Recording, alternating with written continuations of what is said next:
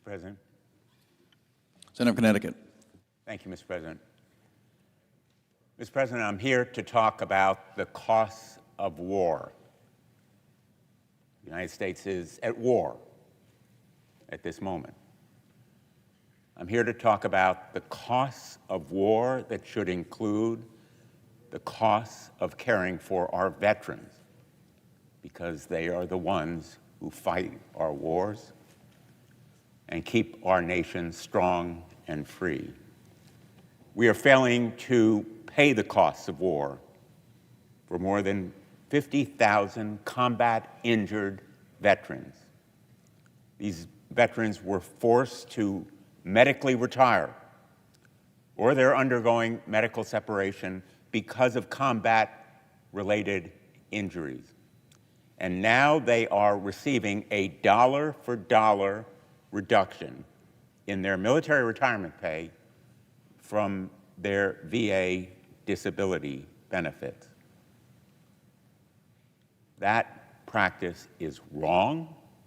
It must be ended. It should have ended long ago. In fact, last year, when I introduced the Major Richard Starr Act, which now is co-sponsored by 80 members of this body, obviously both sides of the aisle. And the Major Richard Starr Act is named for Richard Starr. Unfortunately, he has passed away, but his brother David is with us today.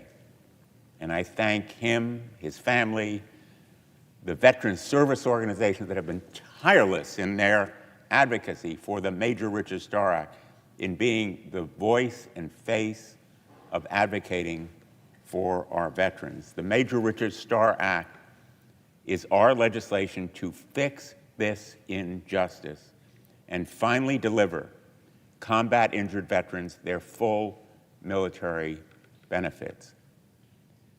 Our bill has rightfully received large swaths of bipartisan support, not only the 80 co-sponsors in the Senate, but 334 in the House. And there is a bipartisan discharge petition signed now by 203 members of Congress. Not only has this measure received bipartisan support from the United States Congress, but in a hearing where I questioned him, the Secretary of Defense joined in supporting us and said very simply, we support the Major Richard Starr Act. We support the Major Richard Starr Act without an offset, because the Major Richard Starr Act has no offset. Now, he referred to the Major Richard Starr Act, not to any offset, but the 80 co-sponsors are supporting a bill without any offset. There should be none. There is no reason that we should correct this injustice by taking benefits away from other veterans, which is one of the proposals that has been made, that veterans who suffer from sleep apnea or tinnitus should be forced to sacrifice their benefits.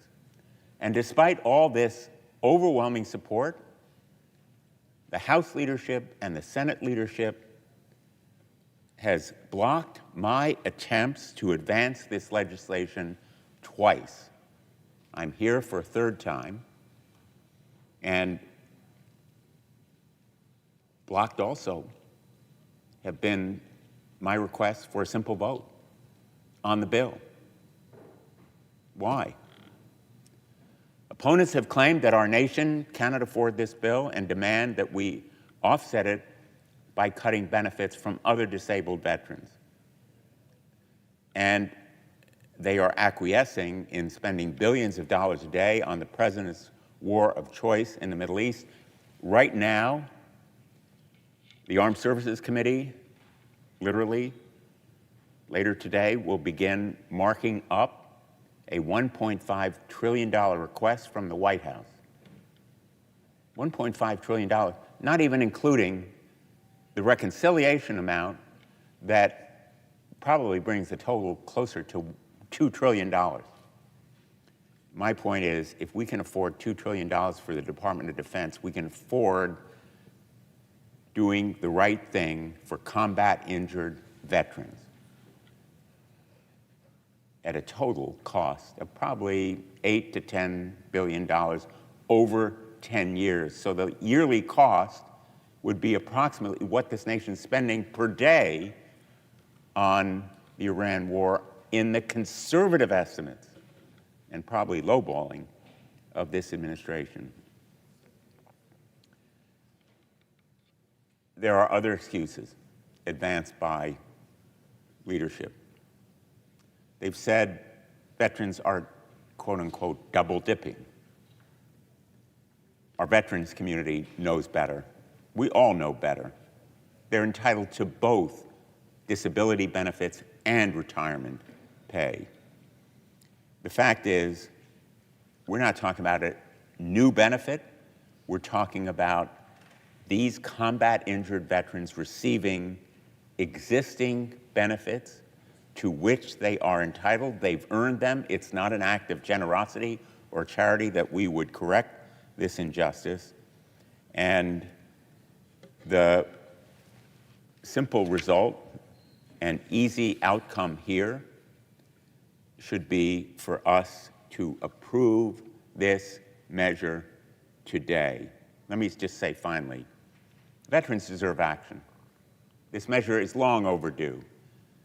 No more excuses, no more meaningless rhetoric or continued cowardice. Let's have a vote. If you won't approve it today, give us a vote. Let us express the will of the vast majority of veterans, the vast majority of the American people, pass the Richard Starr Act. I ask unanimous consent that the Committee on Armed Services be discharged and the Senate proceed to the immediate consideration of S-1032. I further ask that the Blumenthal substitute amendment at the desk be considered and agreed to. The bill as amended be considered, read a third time and passed, and the motion to reconsider be considered made and laid upon the table. Is there objection? Mr. President, Senator Pataki.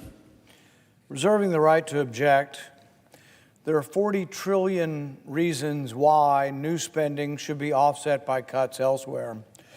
We are approaching $40 trillion in debt. The interest is $1 trillion a year. Interest rates are rising. Likely the biggest threat to our country is our national debt. No one disputes that our veterans deserve to receive the benefits they earned through years of service to our nation, but we should offset it. There is waste in abundance throughout our budget. There is no reason why we shouldn't cut waste to pay for this. What I've proposed is a simple amendment to this legislation that would basically get rid of money that hasn't been spent over the last 10 years in welfare for refugees. They keep allocating a couple $2 billion more every year. The fund now has $26 billion in it. Refugees shouldn't be getting welfare. You should be coming to our country for the American dream. This is not the American dream to come here for welfare. We should not have welfare for refugees or anybody, legal or illegal, coming into this country. In fact, it's the law of the land that if you come here legally, you're not eligible for welfare for 5 years unless you're a refugee. And then we say, oh, well, they can be on welfare, and many of them continue on welfare.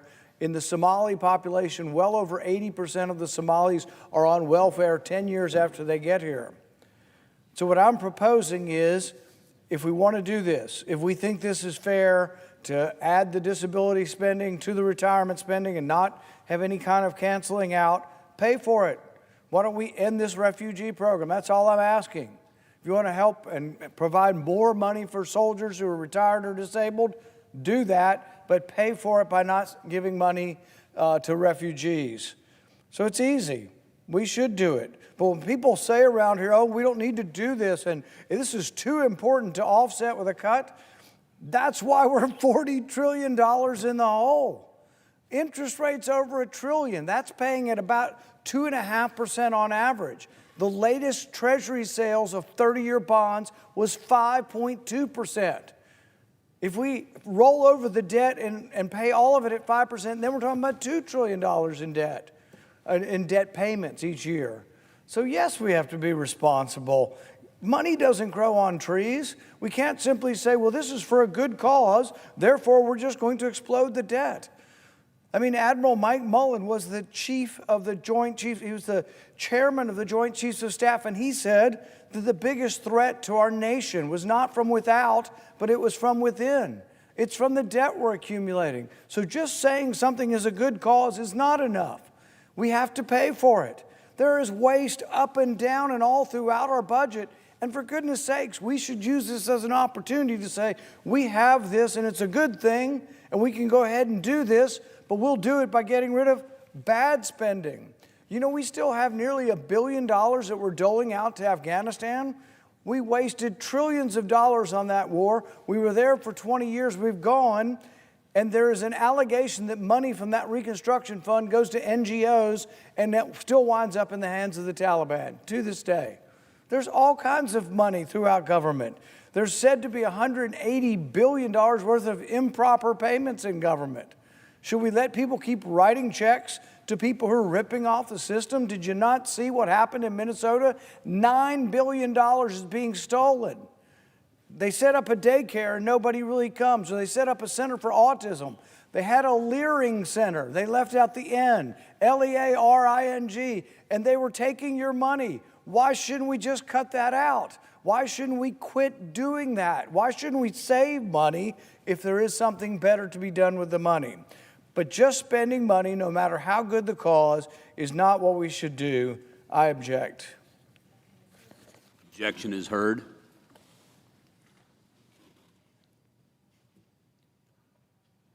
Mr. President. Senator from Connecticut. Mr. President, reserving the right to object, I understand that my colleague from Kentucky is offering an amendment, or perhaps not. In any event, if there is no request to modify, I just want to say that there should be no need to modify. There should be no need for any offset. The cost of war should include the cost of caring for our veterans. But if there is going to be an offset, and I share my colleagues' concern about the national debt, it ought to be from that $1.5 trillion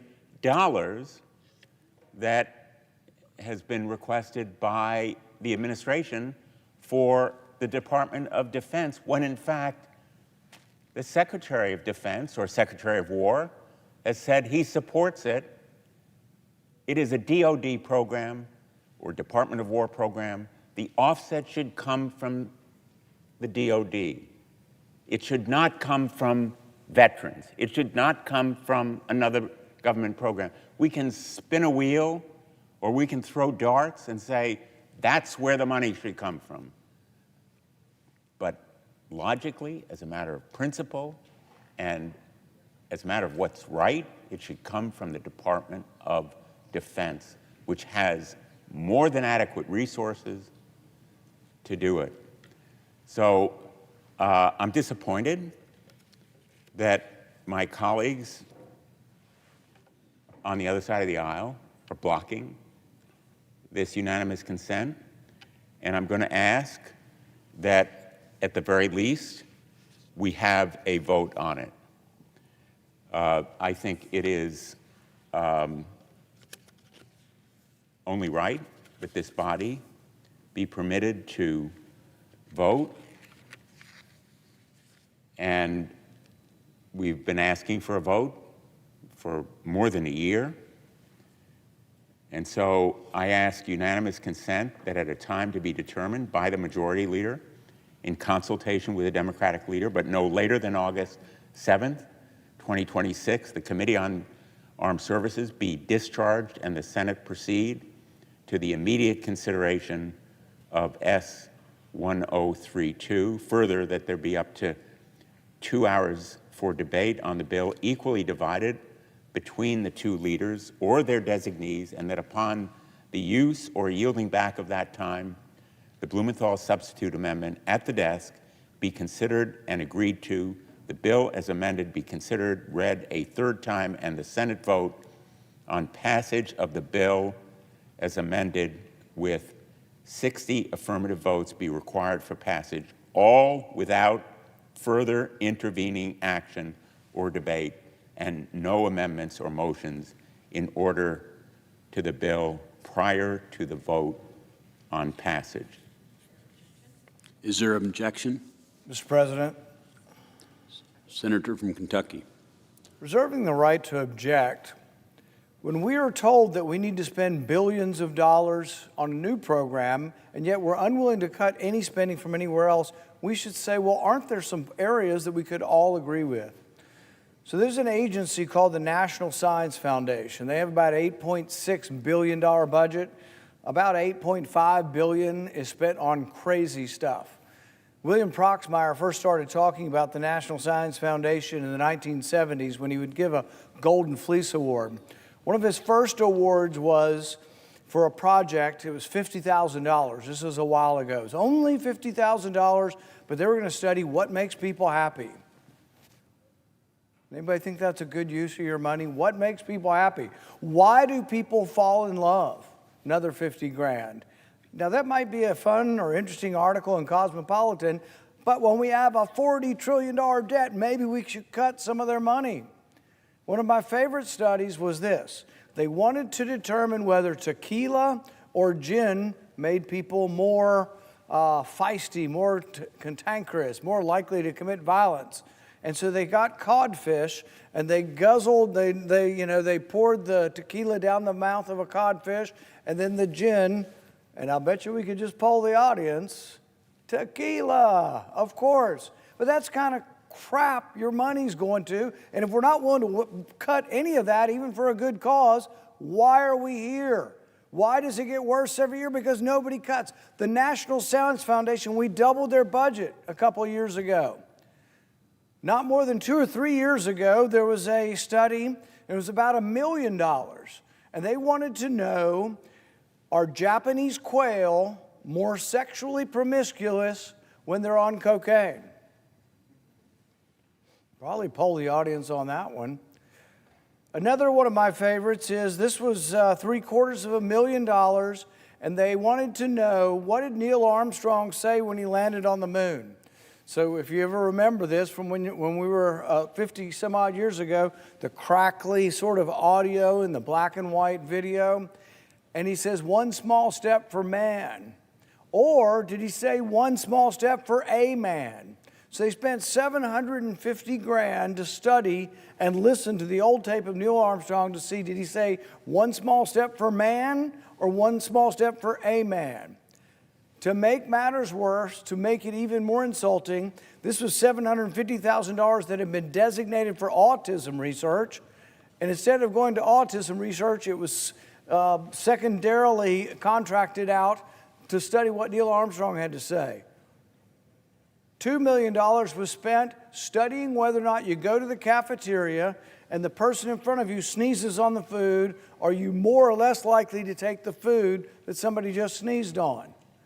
This is crazy, it's insulting, and it's ridiculous. Why shouldn't we cut some of that waste and use it for this new veterans program? And this isn't a veterans program where there isn't money. There is money being spent. This is to allow more money for a veterans program. This isn't to supply money to people who aren't getting any money.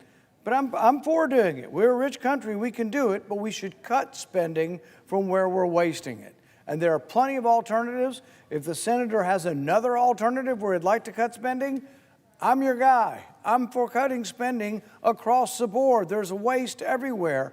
But rather than come forward with programs that are feel-good and that have sympathetic people you want to help, come forward with these programs and say, but I am conservative, I worry about the debt, I worry about the $1 trillion in interest, and this is how we're paid for them. Until that day, I will object. The objection is heard. The senator from Connecticut. Thank you, Mr. President. We can agree or disagree with what my colleague from Kentucky has just said. It's entertaining, but it is deeply irrelevant to what I have asked to be done here. I'm asking for a vote. The speech that he made could be made when we have time to vote, when this measure is put on the floor and we have a chance to express the will of this body. That's all I am asking. We have 80 members of the United States Senate co-sponsoring this bill. The Secretary of Defense has endorsed it. Veterans service organizations are unanimously in favor of it. The United States Congress pays for plenty of programs without demanding an offset. I'm simply asking that a program for disabled veterans be treated in the same way. Contrary to what my colleague says, this is not a VA program. It is not a veterans program. This is a Department of Defense program. Retirement pay, disability benefits. Secretary Hegseth supports this bill without an offset. But if Republicans insist on treating the Major Richard Starr Act differently, then at the very least, the money to pay for the wounds of war that are occurring right now, at least 400 members of the military have been injured in some way so far in the Iran war, should come from the Department of Defense. Thank you, Mr. President. I yield the floor.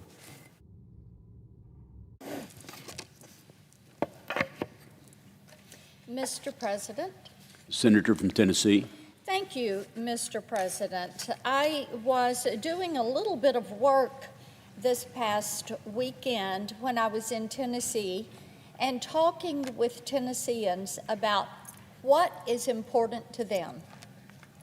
They're very hopeful that we're going to get the price of gas and groceries down. During the Biden years, that 9% inflation and elevated inflation rates every year really hurt the pocketbook. And we all want these prices to come down, and indeed we are working on making certain that life is more affordable. Right now we've got a lot of people that are struggling to make ends meet. So we hear a good bit about that at home. Another thing we hear about is public safety. People want to feel safe and secure in their homes, in their communities, in their states. They want to know that their children, as they're out and about and working, that they're going to be in a safe environment. So this past weekend, we had many people who mentioned the work we did last week with passing the Secure America Act. Now, the good thing about this, it puts the American people first. It is vital legislation because it will fund ICE and Border Patrol for the rest of President Trump's term, making certain that we're going to have the funds that are necessary for federal law enforcement to go track down criminals, to stop the flow of drugs and fentanyl into our country, and to enforce immigration laws. Those are things that wrapped into this bill, Mr. President, this helps make every single community safe. People want to make certain that people that are in the country illegally are deported. They want to make certain that criminal illegal aliens are picked up, that they're detained, that they're going to be prosecuted for their crimes. They want these illegal alien gangs to be apprehended and removed from their communities. So passing this bill last week was a victory for the American people. This is something they voted for. Close the border. Make certain that the homeland is safe. And they liked the fact that the Senate passed this legislation. One thing that came up regularly as I talked to Tennesseans this weekend was, why did every Democrat vote against this? Not one voted aye. Not one. And I would remind them that we saw this as must-pass legislation because for 76 days, the Democrats had thrown the Department of Homeland Security into a shutdown. That was their way. That's kind of the 2026 version of defund the police, abolish ICE. So they've not been able to get their way. So they said, well, we'll just take away their money. Now, I think it's important to note, Mr. President, what they do when they act like this. Childish, yes. Ridiculous, absolutely. Disrespectful, of course. They should listen to themselves and how they sound, because the American people are listening and they don't like what they're hearing. What the Democrats did was to say, okay, we're going to put you in a shutdown because we want to abolish ICE. We want to defund law enforcement.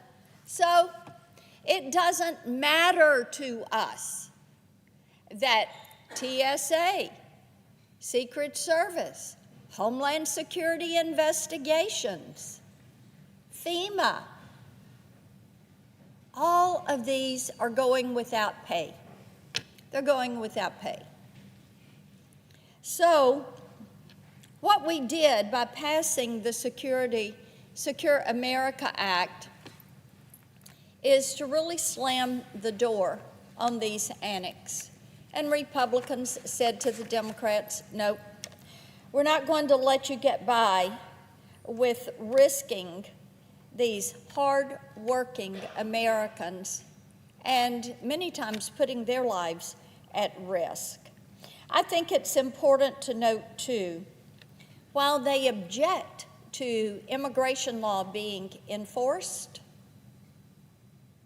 every single immigration law that is on the books has been passed by Congress, and it has been signed by a president of the United States, some Democrats and some Republicans.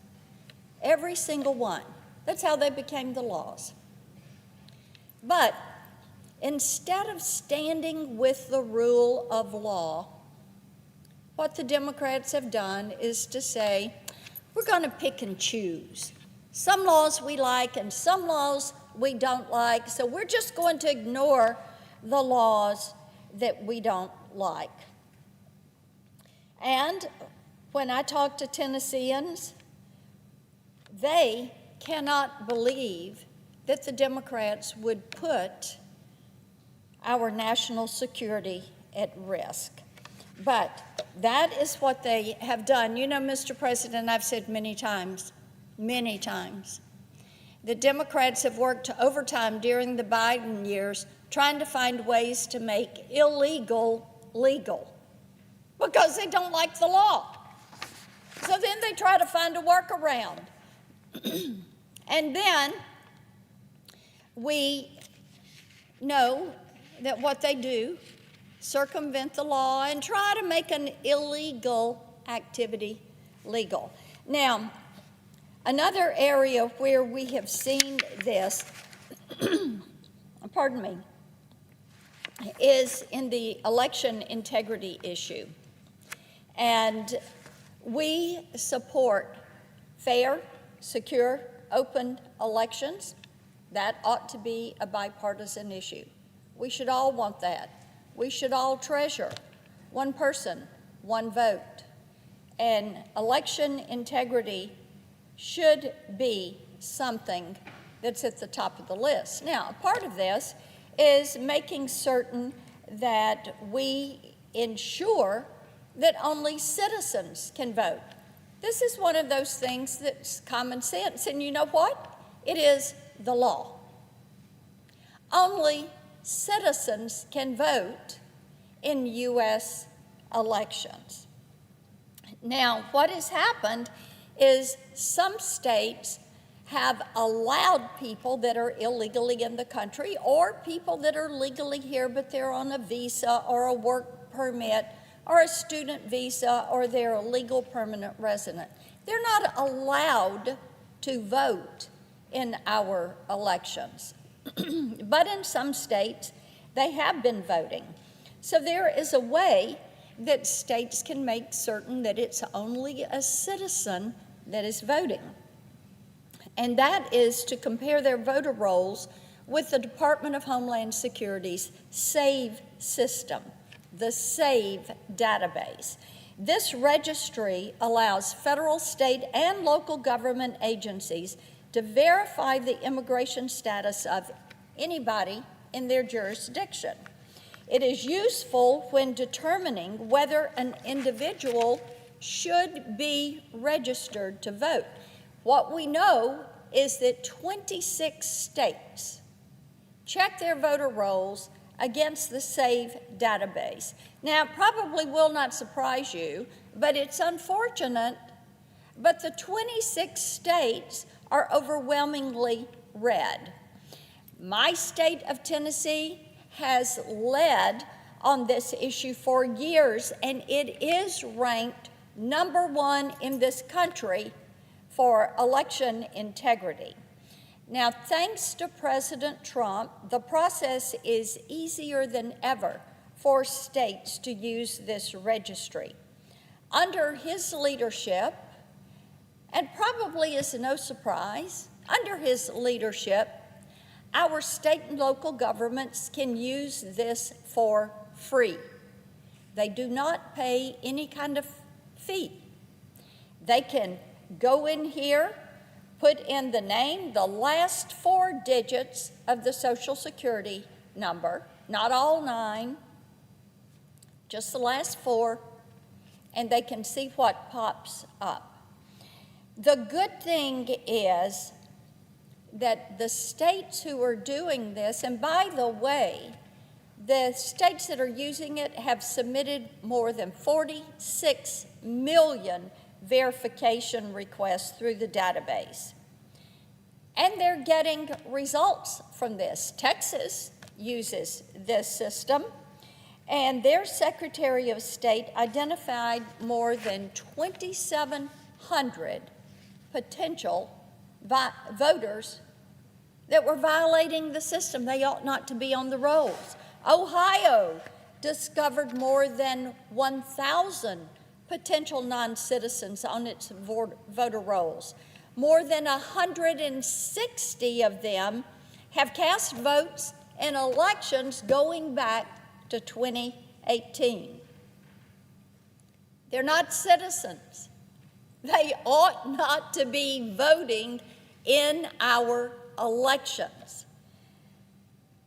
Now, for the states, the SAVE database is a common sense tool to ensure the integrity of their elections. Yet, we've got about half the states in this country, especially the blue ones, that are not taking this basic step to verification.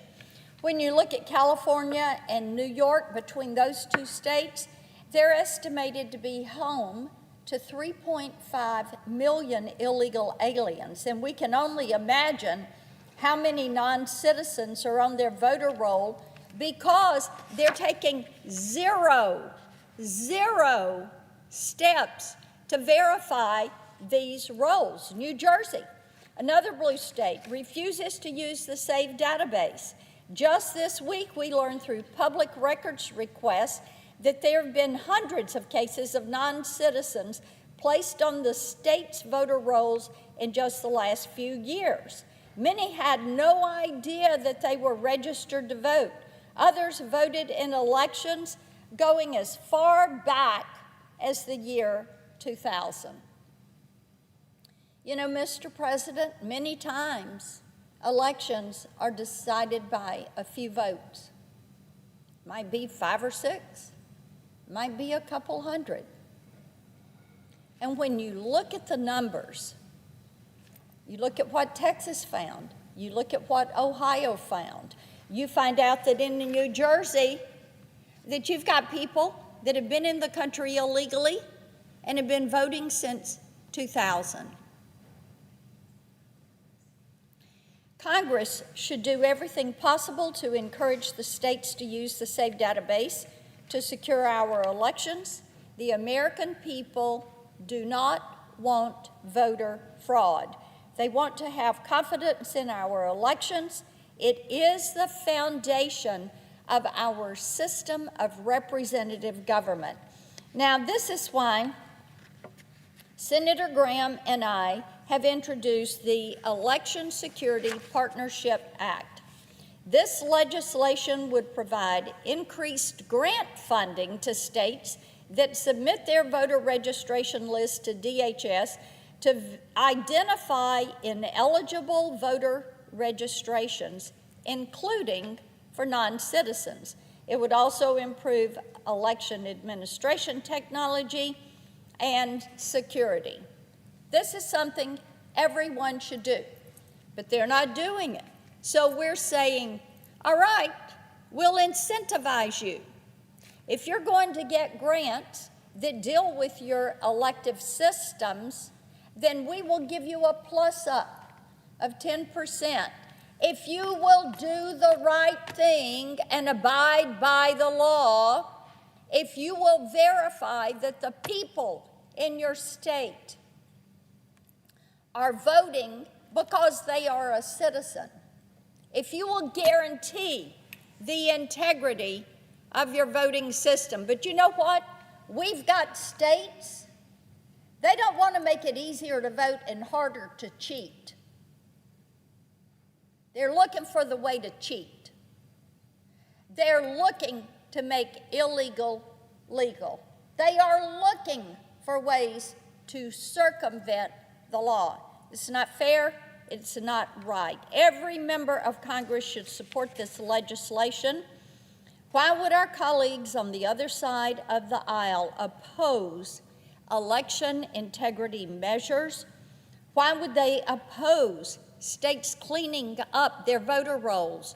Why would they oppose being a citizen to register to vote, and then when you go to the poll, show an ID? Prove that you are who you are.